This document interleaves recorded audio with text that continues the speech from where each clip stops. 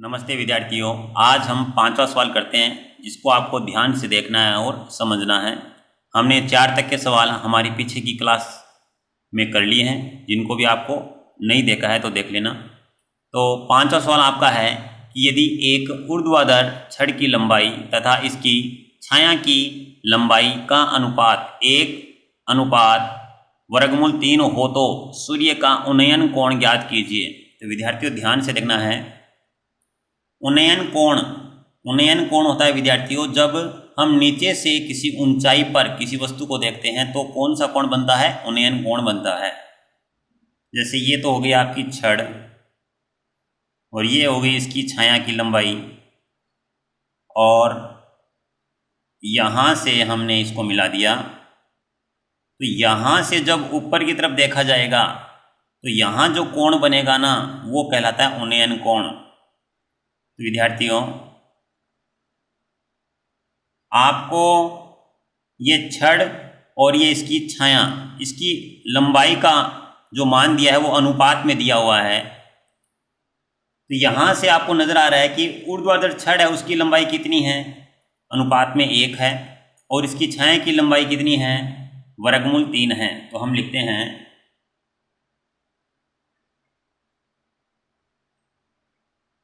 ऊर्ध्वाधर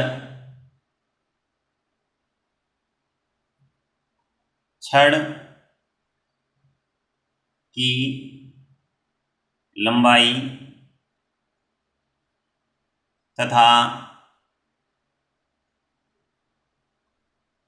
उसकी छाया की लंबाई का अनुपात, ये विद्यार्थियों आपको दिया है 1:वर्गमूल 3। विद्यार्थियों ध्यान से देखना है, यहाँ से हम छड़ की लंबाई निकालते हैं तो ऊर्ध्वाधर छड़ की लंबाई विद्यार्थियों 1 है, तो यहाँ से लिख देंगे 1x, और छाया की लंबाई, तो छाया की लंबाई है विद्यार्थियों ये इधर दी है आपको, वर्गमूल 3 है, तो इसको लिख देंगे वर्गमूल 3x। अनुपात को हटाने पर ये हमने क्या लगा दिया? साथ में x लगा दिया विद्यार्थियों। यहाँ से छड़ की लंबाई तो हो गई आपकी x, और ये छाया है इसकी लंबाई हो गई आपकी वर्गमूल 3x, और हमें ये कोण पूछा गया है, उस कोण को हमने मान लिया थीटा। तो विद्यार्थियों ये तो हो गया आपका लंब, और ये हो गया आपका आधार। लंब और आधार दोनों ही किसके सूत्र में होते हैं? tan के सूत्र में होते हैं विद्यार्थियों। ये सभी सूत्र आपको त्रिकोणमिति के हमारे त्रिकोणमिति के पार्ट में समझाए हुए हैं और बताए हुए हैं, आप वहां पर जाकर देख सकते हो। तो हम लिखेंगे त्रिभुज ABC में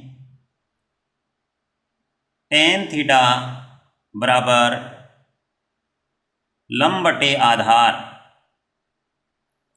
विद्यार्थियों लंब का मान आपको नजर आ रहा है x, और आधार का मान आपको नजर आ रहा है वर्गमूल 3x। इधर हमने लिख दिया tan थीटा।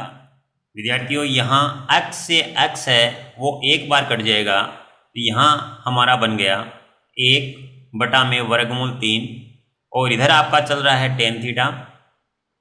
tan थीटा बराबर हो गया, जो बटा में 1/√3 है विद्यार्थियों, ये tan में 30 डिग्री की वैल्यू होती है, तो हमने लिख दिया tan 30 डिग्री। tan से tan आपका हट गया, तो यहाँ से tan थीटा का मान आ गया आपका 30 डिग्री, और आपसे उन्नयन कोण पूछा गया था कि वो कितने डिग्री का होगा, अतः हमारा आंसर हो गया 30 डिग्री। आपका छठा सवाल है कि दो दिए गए बिंदुओं से समदूरस्थ बिंदुओं का बिंदुपथ लिखिए। तो हम इसको थोड़ा सा समझ लेते हैं। जैसे आपके सामने 2 बिंदु ले लेते हैं, एक बिंदु A ले लिया और एक बिंदु B ले लिया। अब इनको मिला देते हैं। मिलने से रेखाखंड बन गया आपका AB। तो विद्यार्थियों जो AB रेखाखंड है इसमें बिंदु A और B से समान दूरी पर स्थित बिंदु जो होते हैं वो दिए गए बिंदुओं को मिलाने से जो रेखाखंड बनता है उसके लंब समद्विभाजक पर स्थित होते हैं। कहाँ होते हैं? लंब समद्विभाजक पर। इसका अर्थ ये हुआ कि जो हम AB का लंब समद्विभाजक खींचेंगे उस पर स्थित प्रत्येक बिंदु, इस पर स्थित प्रत्येक बिंदु A से तथा B से समान दूरी पर होगा। तो हमारा यहां पर आंसर होगा 2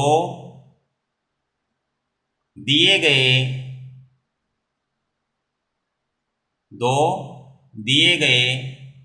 बिंदुओं को मिलाने वाले, 2 दिए गए बिंदुओं को मिलाने वाले रेखाखंड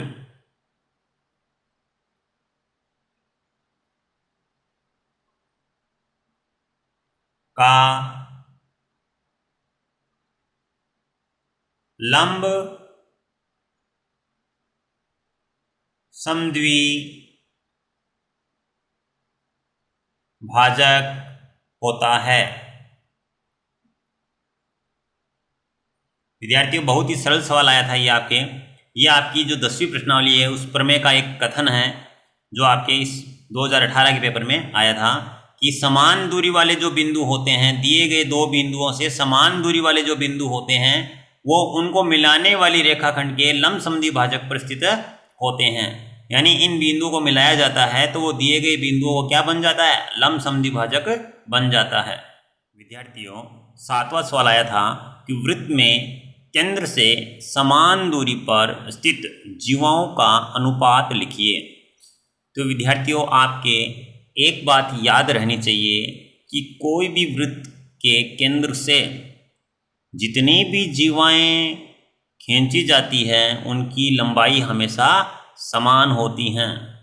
केंद्र से यदि दूरी समान होती है जीवाओं की तो उनकी लंबाई भी क्या होती है? समान होती हैं। और लंबाई समान होने के कारण उनका अनुपात क्या हो जाएगा?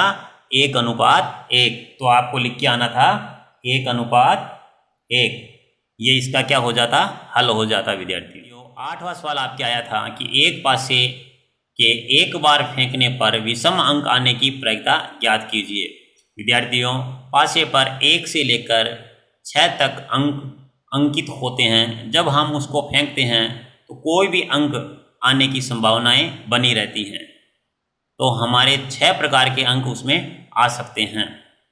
तो हम लिखते हैं, इसका हल करते हैं। एक पासे को एक बार फेंकने पर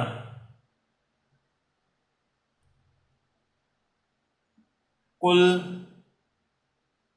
संभव परिणाम। विद्यार्थियों जब एक पासे को फेंका जाता है तो कुल संभव परिणाम जो आ सकते हैं वो क्या होते हैं? उस पर लिखा हुआ 1 भी आपके आ सकता है, 2 भी आ सकता है, 3 भी आ सकता है, 4, 5 और 6। इस तरीके से 6 प्रकार के अंक आपके आने की संभावनाएं बनी रहती हैं। तो कुल परिणाम कितने हो गए विद्यार्थियों? आपके 6 हो गए। अब आपका सवाल था विषम अंक, तो इसमें विषम अंक कितने वो देख लीजिए, 1 है, 3 है और 5 है। तो विषम अंक आने के अनुकूल परिणाम। विद्यार्थियों अनुकूल परिणाम क्या होता है? जो हमसे सवाल पूछा जाता है। जैसे हमें विषम अंक के बारे में पूछा गया है तो विषम अंक कितने इसमें जिनकी संभावनाएं बनी रहती हैं? ये हैं आपके 1, 3 और 5। तो ये कुल कितने हो गए आपके? 3 प्रकार से आने के वाले अंक हो गए। तो अनुकूल परिणाम कितने हो गए आपके? 3 हो गए। तो हम लिखेंगे प्रायिकता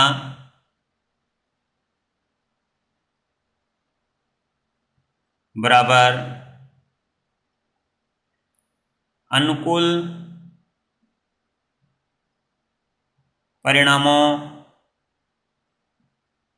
की संख्या बटा में कुल परिणामों की संख्या। विद्यार्थी अनुकूल परिणाम कितने हो गए आपके 3 और कुल परिणाम कितने हैं विद्यार्थियों 6। तो ये 3 की टेबल से क्या हो जाएंगे डिवाइड हो जाएंगे, तो अपना आंसर बन जाएगा 1/2। इस प्रकार हमने विषम अंक आने की प्रायिकता ज्ञात कर ली। विषम अंक आने की प्रायिकता कितनी होगी विद्यार्थियों 1/2।